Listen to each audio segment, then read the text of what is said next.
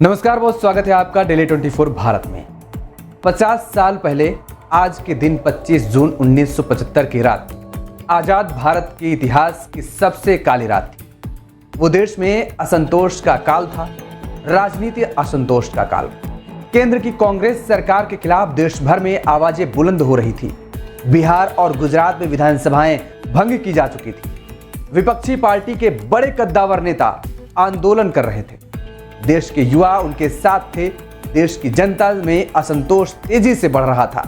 बेरोजगारी चरम पर थी। युवा आक्रोशित था। देश में बदलाव की लहर तेजी से उठ रही थी। विपक्ष की मांगे सरकार से बढ़ती ही जा रही थी। तानाशाह के रूप में उभरी इंदिरा गांधी के अंदर सत्ता खोने का भय जन्म ले रहा था।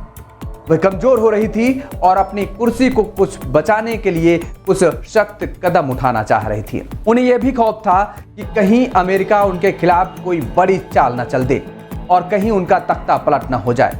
इंदिरा ने अपने एक साक्षात्कार में यह कहा भी था कि वो अमेरिकी राष्ट्रपति रिचर्ड निक्सन की हेट लिस्ट में सबसे ऊपर थीं और उन्हें डर था कि कहीं उनकी सरकार का भी CIA की मदद से चिली के राष्ट्रपति सल्वाडोर अयेंदे की तरह तख्ता न पलट दिया जाए। देश की सरमराई व्यवस्था, तख्ता पलट के डर और तानाशाही के शैतानी चेहरों ने मिलकर लिखी थी आपातकाल की कहानी। आपातकाल के दौरान मौजूद रहे लोग बताते हैं कि इंदिरा हाथ से निकलती कमान देश के बिगड़ते हालात और अमेरिका के खौफ में थी। वह देश को कुछ झटका देना चाहती थी, लेकिन वह झटका आपातकाल के रूप में लिखा जा रहा है, इसका अंदाजा तो उनके करीबियों को छोड़िए उन्हें भी नहीं था, जिन्होंने इस पूरे घटनाक्रम की पटकथा लिखी थी और उन्हें यह सुझाया था कि अनुच्छेद 352 लागू कर वह देश को, देशवासियों को और विपक्ष को एक साथ सीधा कर सकती हैं। 25 जून 1975 की दरमियानी रात और 26 जून की सुबह देश में आपातकाल की घोषणा की गई थी। आज उसकी 50वीं बरसी है। उस दिन को देखने वालों की आंखों में आज भी इसकी भयावहता और क्रूरता दिखाई देती है। लेकिन हम आज आपको उस 24 घंटे में क्या और कैसे रची गई आपातकाल की पटकथा उससे रूबरू कराने जा रहे हैं। तो अब ध्यान से सुनिए।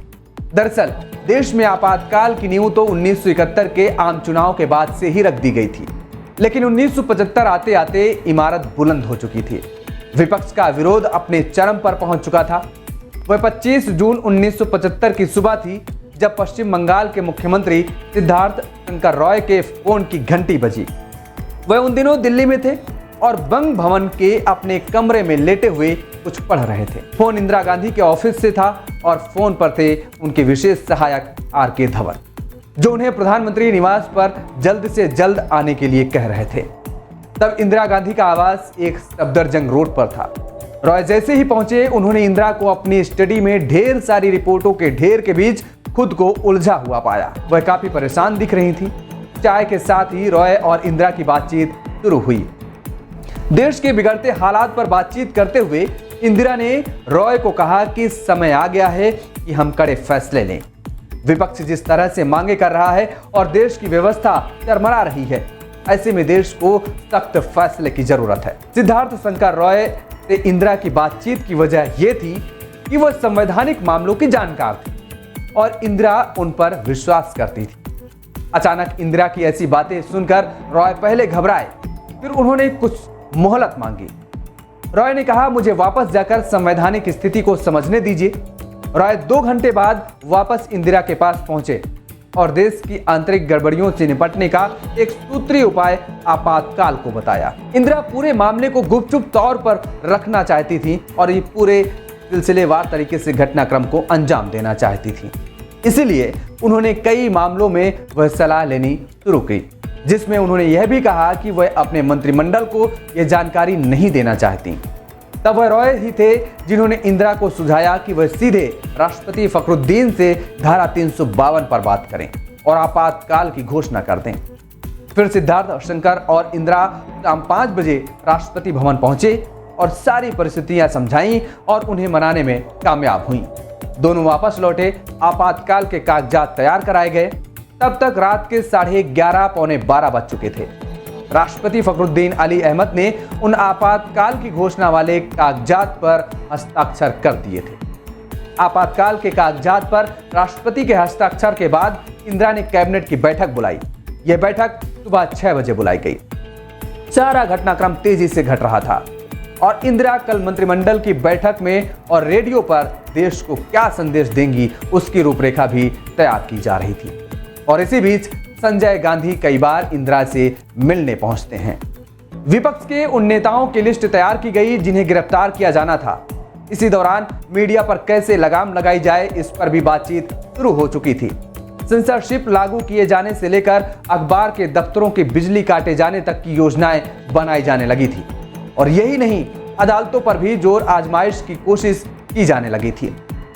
मीडिया पर पाबंदी को लेकर पार्टी में बड़ा विरोध था। खुद आपातकाल की एबीसी बताने वाले रॉय भी इसके खिलाफ थे, लेकिन तब तक बहुत देर हो चुकी थी। इंदिरा संजय गांधी के हाथों की कठपुतली हो चुकी थी। रॉय के मीडिया और अदालत पर पाबंदी का विरोध किए जाने पर इंदिरा ने उन्हें कहा कि ऐसा कुछ नहीं होगा, लेकिन 26 जून को सब कुछ उलट हुआ। तड़के ही गिरफ्तारियां शुरू कर दी गईं। उन दिनों जयप्रकाश नारायण दिल्ली के रामलीला मैदान में युवाओं के साथ मौजूद थे। सरकार के खिलाफ प्रदर्शन जोरों पर था। मोरारजी देसाई भी गिरफ्तार कर लिए गए। मीडिया पर पाबंदी लगा दी गई। बिजली के कनेक्शन काट दिए गए।